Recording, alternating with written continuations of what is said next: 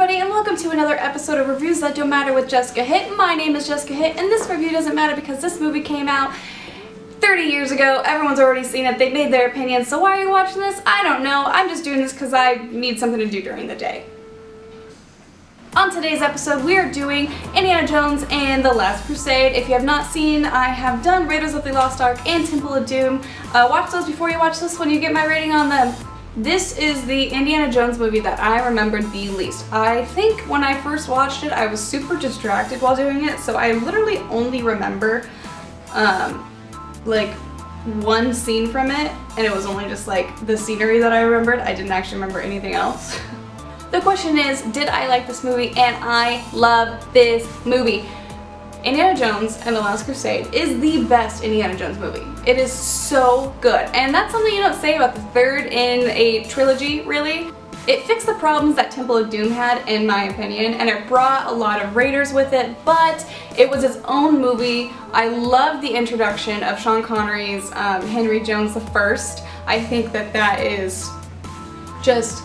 Harrison Ford and Sean Connery had great chemistry in this movie. Every scene that they were in together was just, it was funny, it was heartfelt. You saw that they cared about each other, but there was still a rift between them, and you want to know why. And then it's really interesting seeing the nice juxtaposition between Indiana and his father. His father being the scholar, Indiana being the archaeologist that goes out and does these adventures. So I really enjoyed that. I also really enjoyed how they flipped the script with the female character, how she was the doctor and then she kind of turned on them, and then she was really just so, I wouldn't say power hungry, but she just had these like heart eyes for the Holy Grail, that she chose that over, you know, Indy or just living, really. So I really enjoyed that. I like how they didn't try to rehash a Marion character, or they didn't try to do a Winnie character. She made sense to the story, and she did things that made the story work along, as opposed to the last female that we had in an Indiana Jones movie. And she worked. She was a good actor. She had good chemistry with Harrison Ford. You understood why they were attracted to each other. But really, the main relationship, I will say, in this movie is Indiana's dad, which it really catapults this movie to the #1 status on Indiana Jones, in my opinion, so far. I mean, you never know, Kingdom of the Crystal Skull could overtake it. No, it's not. I also thought that the adventure was way stronger in this movie than it was in... Whoa. I also thought that this adventure was way stronger than it was easily in Temple of Doom, and it might have, honestly, I think it was even stronger than the Ark of the Covenant. And I do like how they did have that little nod to the Ark of the Covenant in it as well, where Indy was just like, oh, that's the Ark of the Covenant on the picture and the thing. She's like, how do you know? And she's like, trust me, I know.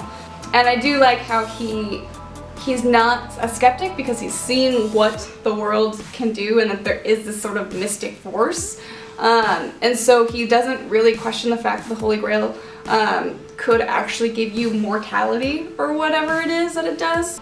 Basically, I just really like that whole ending thing where they're actually in the cave of the Holy Grail or whatever it is. The Last Crusade has everything that you want in an Indiana Jones movie. So this is an A+++++.